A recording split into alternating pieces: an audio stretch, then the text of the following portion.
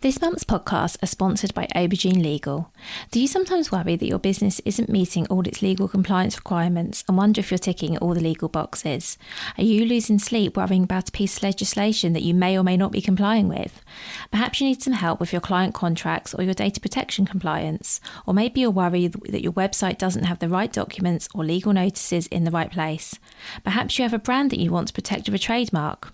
How about if you could outsource it all and eliminate all of your worries? If so, then get in touch with Aubergine Legal, a friendly commercial legal consultancy offering practical and clear commercial legal advice without the overwhelming legal jargon, taking the worry away and helping you to protect your business and minimise your risks. Aubergine offers a free 30-minute consultation if you have any questions or want to find out if they can help, and you can access this link and book your free 30-minute call via the link in the show notes.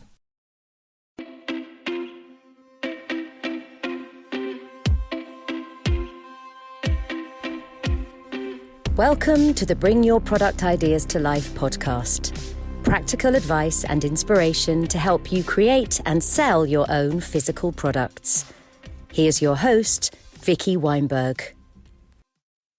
Before I introduce this episode, I just want to let you know that I've just started a new Facebook group and you are invited. I would absolutely love you to join it. It's called the Product Creators Club and it's for all product creators and makers. You'll find a link to the group in the show notes, or you can also search Product Creators Club on Facebook. So today I'm speaking to Prithi Brinkley. Prithi creates accessible fine art, limited edition digital prints in a variety of sizes and finishes. So Prithi actually started off offering photography services, so she's a photographer as well.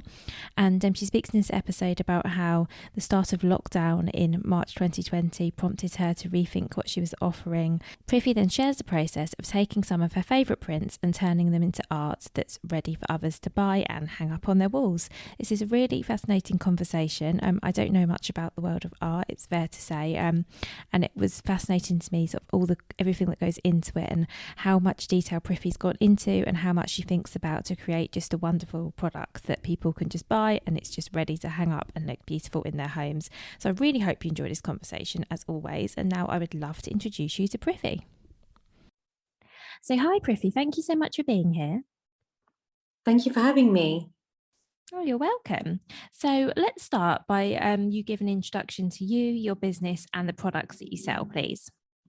Yes, of course. So my name is Prithi Brinkley and I am a London-based photographer. I specialise in the creation and selling of fine art limited edition prints, which is something that I do alongside being a day-to-day photographer for branding for different types of businesses, really. So I kind of offer a product and also a service within my photography business. Oh, that's really interesting. We'll definitely talk about that a bit more later on. But if you're okay, let's start right at the beginning. Can you tell me a bit of background of how you got into photography in the first place? Should we start there? Of course, yeah. I mean, my love for art and anything creative really started from when I was a young girl, and that's kind of continued on, through school and everything else. But I didn't really follow a path down that avenue, just because I think, much like many other people, they kind of go towards the academics rather than the creative side of careers, and that's what I ended up doing. So I was in IT. Project management for quite a long time, and when I had my daughter, actually just before I had my daughter, I was made redundant from the job that I had, and I soon realized that the work-life balance that I had prior to being pregnant was it was really muddled, really. There was no work-life balance. It was pretty intense, the job that I was doing, and I soon realized that wasn't sustainable, especially with my husband's job being very demanding as well. So I decided to just kind of leap in to my hobby and my passion, which was photography, for a very long time. I invested in a really good camera and just kind of started really slowly. It took a long time for me to get to where I am now. I think I just needed a bit more of a push and some encouragement, but I started off being a family photographer, and photographing mainly like birthday parties and babies and all, families and all that kind of thing. And then COVID came along and everything went to a grinding halt. And that's actually when my print business was born. And I then started to look at branding photography instead, because I started to get requests from people that I knew about potentially photographing their products and doing some for them. So that's more now. So I've kind of left the family photography behind, and I'm now more focused on branding and the prints. So I've got a mixture of archive prints, which I sell, along with some new ones that I'm creating as well for a new series. So I've waffled on a lot there. I'm sorry about that. No, that's really good. Thank you. And I just want to apologise for my dog barking in the background as well. I'm not sure if anyone else picked that up. Didn't actually realise he was here till he started barking, but that's life for you. So I'm really sorry about that. That's So thank right. you for all of, I didn't realise that you'd started selling your prints so recently, actually. So we were recording now in September, so really sort of 18 months ago. And were they I don't know if this is a silly question, but were they shots you were taking specifically with the aim of, oh, I could sell these, or were you looking at sort of photos you'd already taken? So what I'm trying to say is, were you sort of planning to do that? Did you have shots already that you thought, oh, actually, I could probably sell these, or were you taking shots with the view to selling them as prints, if that makes sense? Yeah, sure. No, that's not a silly question at all. So it was actually June last year that I started the print business. And I've got hundreds and hundreds of photos that I've taken from various places around the world. I've been very fortunate to have been able to travel quite a lot. So and people used to look at my photos and say, they're really, really good. Why don't you sell them? Why don't you do something with them? And I guess it was a question of confidence. I never really thought that they would sell, or that, that was even a possibility. So I've got so many images from like very remote places like Antarctica, and where else, like Machu Picchu and Japan and places like this. Some really, really lovely photos that I've never really done anything with. And actually those are the ones that I've kind of put onto my website and decided to sell as a first kind of series. And then there's some new ones that I'm working on as well at the moment. So now it's a completely different kind of frame of mind for me, because I have to now look at, okay, I'm going to sell these. I need to really figure out what I want, how I want to take these images and how I want to edit them and what to do with them, really. So it's a completely different scenario. Whereas before I had the freedom to just shoot whatever I wanted. And then if I liked it afterwards, I'd think, okay, yeah, I can sell that. So it's really just a mixture of those things. Yeah, thank you for answering that, because I know I'm not sure if it was a silly question or not, but so it sounds like you're in a position where I guess the branding work and the family photography sort of wasn't happening with all the various lockdowns. Was that when the idea came about of selling prints that of shots you already had? It did, yes, exactly, because my work stopped, and we weren't able to photograph large groups or anything like that. I know that some photographers found their way around this, but I really just started to look at all of the archive images I have. I've literally got thousands, and I was going through them. I think, as everybody did in lockdown, they just kind of looked inward, because there wasn't much happening in the outside world. So people were just kind of fixing up their houses or doing things. And I think this kind of started because we were looking at just printing some out to put in our own home. And I thought, you know what, why not just give it a go? I've thought about it before, and why not just give it a go now? Because what I was doing before with the family photography isn't happening. What have I got to lose? So I just really just went for it. Yeah, that's great. And I think you're right that it is probably also sort of seeing images like yours, which I've taken a look of these really far away places, must be really inspiring for people as well, at a time when we were all sort of in our homes and not being able to go anywhere. I think sort of inspiring images like that are kind of what people like to see as well. Yeah, hopefully. I guess that's kind of the idea, is that especially with the Antarctica images, which are the ones that I put up a lot on social media and also on my website, and also being represented through a gallery at the moment, is that the whole idea with that is that there's not many people that get to travel there. It's quite expensive to go, and you need a lot of time out to actually visit because of the amount of travel time that it takes. So, you know, the idea was that if people don't, well, if first of all they might not want to go, they might not be, they might pick Maldives over Antarctica, so why would they want to go there in the first place? But I guess it's more a case of, well, this is a place that I probably will never go in my life, and but I, you know, I like penguins, for instance. You know, I'd love to have some images of some penguins in my house, or you know, a shipwreck or some birds, or whatever, you know, the kind of species that live around there. It's really just kind of connection to a very far away place, like you say. Yeah, that's fantastic. And let's talk a little bit, if you don't mind, about logistics, or sort of how you actually do this. I'm quite interested in logistics. So Yeah. do you have to find somebody who can sort of produce your prints for you? Because I'm assuming you sell them as prints rather than as downloads. So how does that work? But the actual production place is in Germany. But I liaise with the office that's based in London. So it's a fantastic studio, and they do different types of printing paper depending on the image. So it's all kind of customized so that I have the best type of printing paper for the image itself. So if it's a black and white photo, for instance, it will go in a certain type of Fujifilm paper. And if it's a colored photo, then it might be recommended that it be printed onto something else. Excuse me.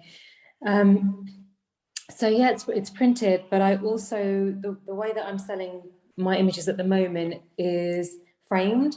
So they're printed on paper, and then they sit under really beautiful glossy acrylic glass, and then they're put within a floater frame, which is made of solid oak, and it can come in various colors as well. So it's really kind of, it's all kind of done for you, really, because I know that many people have the issue of, well, I really like this photo, I like this print, but now I have to go out and buy a frame, and you know, I don't necessarily know how to choose a frame, or I don't know where to go to get one, and you know, the additional cost of all that kind of thing, whereas I provide that all in one. And so it's already done, and it also comes with hooks at the back, so it's literally just ready to hang. All you need to do is grab a hammer and a few nails and just stick it into a wall, really, because it's even got a hanging piece on there. So it's a really great studio, actually. I used them before I started my print business, and I was really, really happy with the work that they do. It's a really high quality and really durable, and you can tell that it's long lasting as well. So yeah, they're a brilliant studio. So everything's manufactured in Germany, and then it can be shipped out to wherever, really.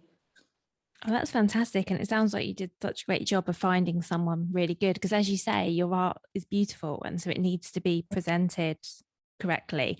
And it's fantastic you offer that service, because I mean, I know as well that actually you can buy a really nice print of something and you can buy a really nice frame, but actually it sounds really daft perhaps, but putting something in a frame in a way that it looks good isn't as easy as it sounds, is it? To frame something nicely. I think there is a bit of a skill to it. I don't have that. So I think that's really good that the customer gets like the finished piece, as you say, just ready to hang. Yeah, exactly. Because what I tend to do is look for the colors within the image itself to choose the frame. And then it's not always easy to find that frame on the high street or online. It can be quite tough. So I think that's why I like to provide the customer with the finished option. And then we can actually tweak a few things, like the color of the frame, for instance, if they wanted something very specific. So it's really just an all-in-one. Like you can even buy it as a gift if you wanted to, or you can buy it for yourself. Or you know, some of my prints would fit really well in hospitality space, like a restaurant or a hotel, is what I'm being told at the moment. But yeah, it's all kind of just done for you, and that's really thanks to the studio that I use. So they've done a really fantastic job at manufacturing everything that I've sent their way. Oh, but I do, and that's fantastic. And I think it's great that you are able to offer that option, because, like, I think there were so many things in when it comes to buying art. I think there were so many things that can trip you up, like not knowing how to frame it or where to get the frame. All of these things. I think Yeah. it's fantastic that you can, and that you can be so flexible as well. If someone says, actually, no, I don't want that frame, I want a different color or whatever. It sounds like you spend a lot of time as well, sort of choosing the right paper and the right frames to go with each print as well. Yes, exactly. Because it all really comes down to, I mean, my prints are not cheap. I'm quite happy to admit that, but that's because of the whole process that goes behind, first of all, from taking the image and then to like actually editing it. That can sometimes take me a really, really long time to do. But then, as you say, selecting the right type of paper, and the acrylic that goes over the top, and then the floater frame and all that kind of thing, really. And then, the shipping accounts for that as well. The fact that we can have it shipped from Germany to America, for example, or, anywhere in Europe, is really, the flexibility is there within the price. So yes, exactly. That's exactly what it is. And so, where are you selling your prints at the moment? So at the moment, I'm selling them through my website, and that's something that I've just recently started because I'm still actually working on my website. It's under construction, but I've got a basic thing there with a shop and all that kind of stuff. So the prints are now available in the shop on the website, and I'm also selling through Podomo Gallery, which is a America-based gallery, an online gallery as well. They're based in Miami, but they're very much established, and they sell artwork, and they target Northern America mainly. But I believe you can have it shipped again from, if you wanted to make a purchase from Europe through them, you could have it shipped wherever you wanted to as well. So it's not an issue really. But so yeah, it's the gallery and my website at the moment. Okay, thank you. And so, when you first started selling these prints just over a year ago, so what were you doing to sort of promote the fact that you had products to sell? Because obviously previously you'd been offering services that people might have known you as a family photographer or a branding photographer. So how did you make the switch to selling your prints? So I started with Etsy actually, because it was more of a let's see what happens here kind of a situation that I put myself in, and I just put a few on Etsy. I made a few sales, and then I kind of left it for a while because I think we then went into two more lockdowns after that, and I really wasn't intending for that to happen. I don't think anybody imagined that we would go through three lockdowns. I think after the first one, we really thought that that was the end of it. So then when everything locked down again, I did get slightly demotivated, and I did leave it for a little while. And then I really kind of put some momentum into it around March this year. I started to contact galleries, and I started to look at various different avenues. And luckily, I found the gallery that I'm with now, and they wanted to sell my work through their platform, which has been really, really great. It's been a huge blessing. But I really just use social media to promote myself.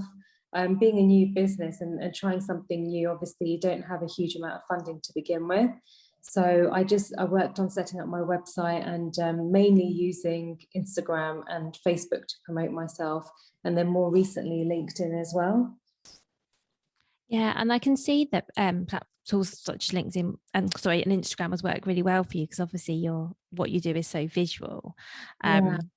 And so I can see that social media has worked really well. I think what you said about just starting off on Etsy and seeing how it goes is actually a really good approach, because obviously to get started on Etsy doesn't cost very much. It's fairly, I don't want to say it's easy, because I know that you need to put work into getting it right, and I know that sort of the Etsy sellers spend a lot of time making sure their listings are optimized and things like that. But I think as an entry place, it sounds really sensible just to see, and if they sell there, presumably then you can think, okay, well, they're going to sell on Etsy, they'd sell somewhere else. And that definitely makes more sense to me than sort of, spending a lot of time and money on a website or something bespoke before knowing if they're going to take off. Exactly. And I think for small businesses, Etsy is brilliant. It really provides a platform for anyone who doesn't have a huge startup investment. And you can just, like you say, just try it out and see what happens. I think because many of us do rely on social media to promote ourselves. And Etsy, I think it can be quite difficult to find items as well, unless you're searching for something very specific. But, so it's quite a competitive platform. But on the other side of it, like you say, it's really great. It's a really good tool to start with.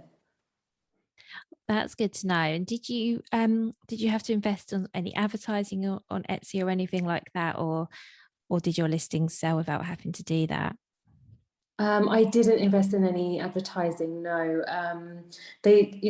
I've sold a few pieces, not many. And some of that was through promoting it myself through social media, and then they would go to the Etsy shop from finding my work on social media, or whether that be through family and friends and recommendations. Because I think there's quite a lot on Etsy. So it won't always come up in people's searches. You have to try and get to the top if you can. Yeah, and also utilize the hashtags and all that kind of thing on Etsy too. So it was quite tough, but like you mentioned before, it's really cheap to list items on there. So it's definitely worthwhile trying that to begin with.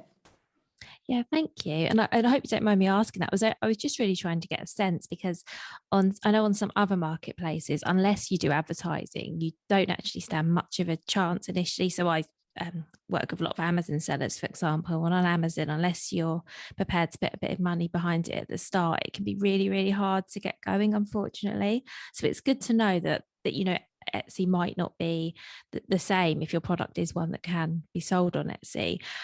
It's good to know that it can be maybe a bit easier to get started. And when I say easier, I know like a lot of work goes into it, but it's good to know that you don't necessarily have to spend lots of money on ads to get those first sales. No, I mean, what we're lucky with as well is that we have free social media platforms that we can use, and use those for advertising or marketing instead, where they're a bit cheaper. Where you can roll out an ad, for example, on Facebook, it might just work a bit better for smaller businesses. Yeah, I think that's right. And then obviously if you wanted to, you can do Facebook ads going to your Etsy store, going to your website, or wherever you wanted to, but you wouldn't necessarily, if you were selling on Amazon, want to do a Facebook ad sort of going there. Yeah, sure, totally. So now you're selling some products as well as this, are you offering the services again? So are you doing the photography that you were doing previously? Yeah, so I'm not doing the family photography as much. I've done one shoot this year for a family, but I am more focused on the business branding side. I'm finding that there's demand in that area. So I'm just going to stick with it. And actually, I really, really enjoy it. It's really great to meet other small business owners and really kind of find out about their brand stories and why they started their business, and really help to tell that story through the photography. So, it's not always just kind of formal, straightforward headshots. It can be about the products as well as the kind of business owner within the products. I just find it really, really interesting and really fun, actually. I think without that side of my business, I think I would probably find just a print business on its own a little bit boring. Only because you're just kind of stuck with working by yourself a lot of the time, and there's not that interaction with other people. And if you're used to that, it can be really, really hard being a business owner of your own, just working on your own, and creating and selling products. And I think that's why I've stuck with the services side, because it really enables me to get out there and meet people, and still kind of, and you're always learning as well when you're meeting other people. You're still always learning about your offerings and your business, as well as other people's businesses, and it's also a great opportunity to network. So I don't foresee myself ever stopping that side of it. Yeah, I think together is a great combination. I think that makes total sense, and especially as if you love what you're doing. And I think with selling the prints as well, I guess it could also, there's probably not I'm not saying it's easy to sell products or there's nothing to do to sell products, but I think on a day-to-day basis, like you say, you don't have the same interactions with other people. There's not this, it's not the same, is it? As sort of doing as offering a service where you get out and you meet people and speak to people when you have different things going on. I think just solely selling the products, might, as you say, might not be as fulfilling. Exactly. Yeah. I mean, it's both aspects of the business are really, really interesting in their own right, but I still very much like meeting people and seeing people, and just, getting behind the camera. Because a lot of my print shots are taken abroad or in different places. Some are taken in the UK, but a lot of them, or a lot of my inspiration and my motivation comes from going to new places and other countries. So I think this really enables me to get out and shoot for other people, really, and do it for them, and give them photos that they're really happy with as well. So yeah, it's really nice actually to be able to do that. Oh, thank you. And I'm going to be putting you on the spot a little bit of this question, and I'm really sorry to do that, but I can't help myself, because you did mention that you also take some product shots as well as it's part of the branding. Is there any advice you would give people when they're photographing their products or arranging to have photos of their products? I really hope you don't mind me asking, but I couldn't resist. That's okay. You mean when they're taking photos of their products themselves? Yeah, or maybe if they're asking somebody else to do it, because I think that product photography is so difficult, isn't it? I mean, it's nice to have the photos of your product like on a white backdrop, for example, but beyond that, I think it can be really hard to for people to visualize how to get great shots of their products and what they're offering. Yeah, sure. So what I often tell my clients is to think about what words best describe your business. 3 or 4 words that best describe it, and let's say, for example, you've got a business where you create dresses. So it might be something like fun, vibrant, colorful, comfortable, maybe. And then, that really kind of gives us a good foundation to what kind of images we want to create. So, does vibrant and colorful really fit in with just a very neutral background, or do we want lots of color in there?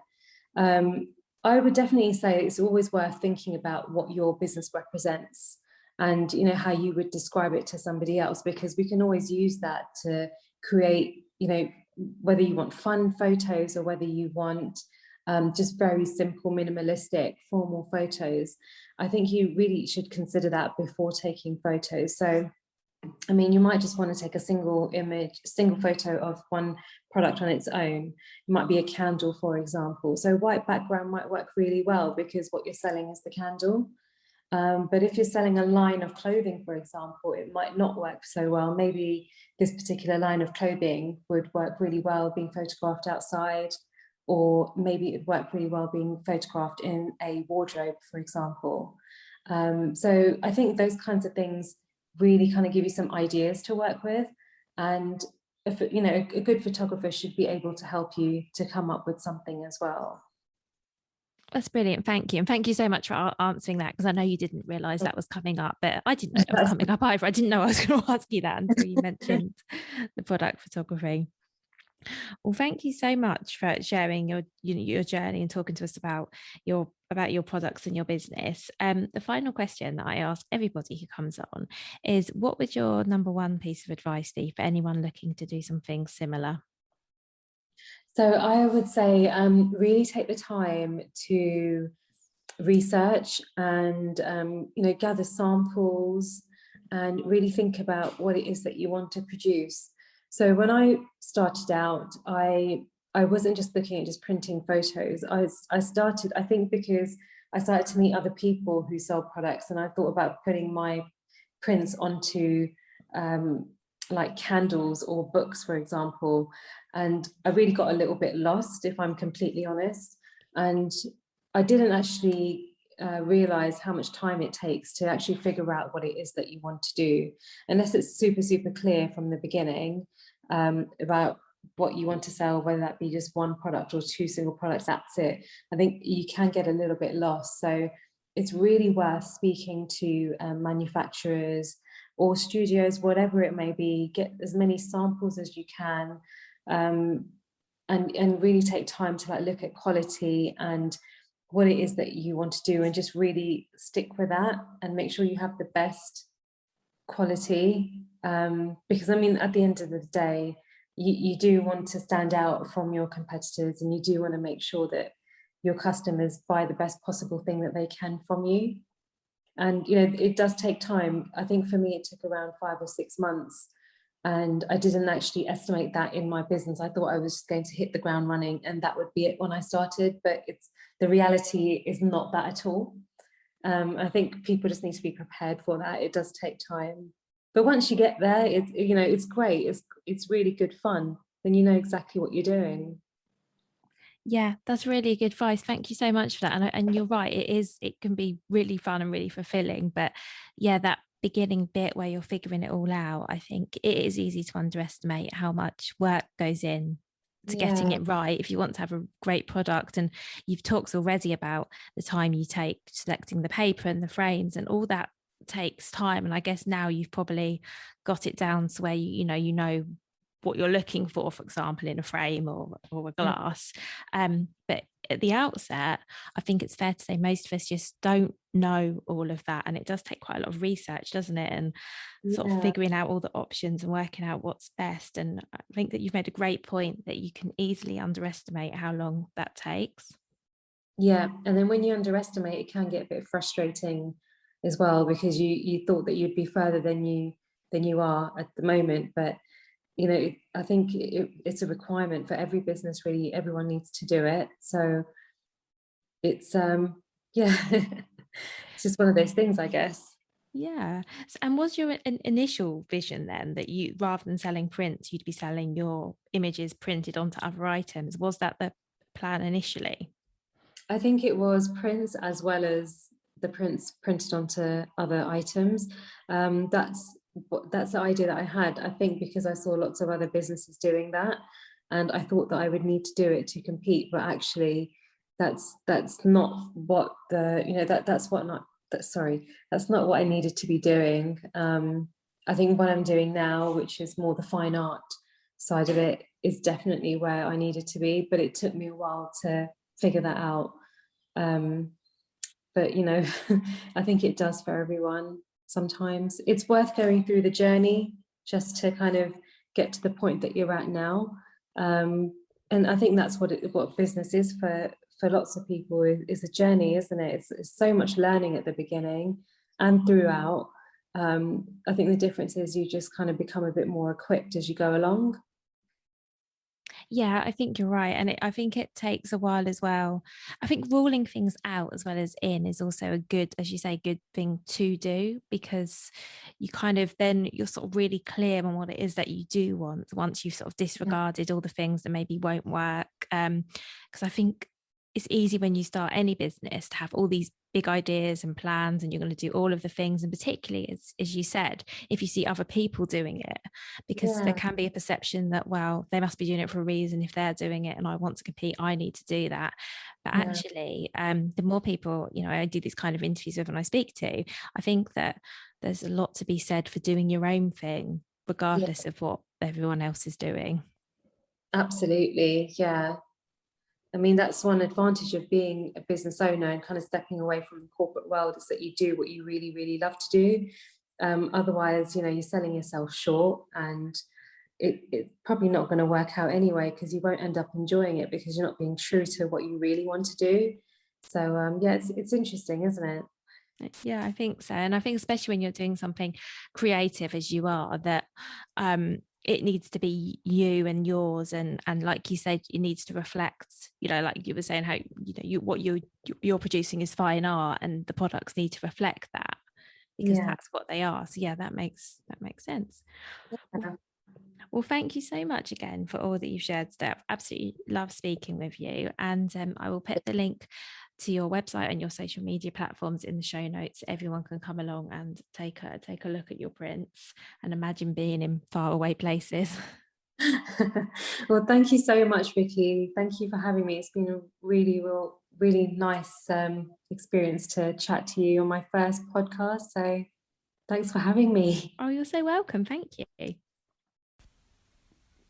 Hi, thank you so much for listening. As always, I would absolutely love to know what you thought of this episode. Please do remember to rate and review the show, and also, most importantly, subscribe so you don't miss out on any future episodes. And as a reminder, I release a new episode every single Friday. So take care and look forward to speaking to you again then. If you've been inspired to start a podcast in 2024, I really recommend my podcast host, Captivate. Captivate were my top pick when I started podcasting 4 years ago because of how easy it was for a complete novice like me to get started.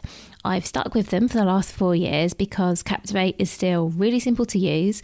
They keep adding great new features like the ability to share ads like these, and they've just been really reliable. So when you're ready to start your own podcast, you can use the link in the show notes and get a free 7-day trial with Captivate.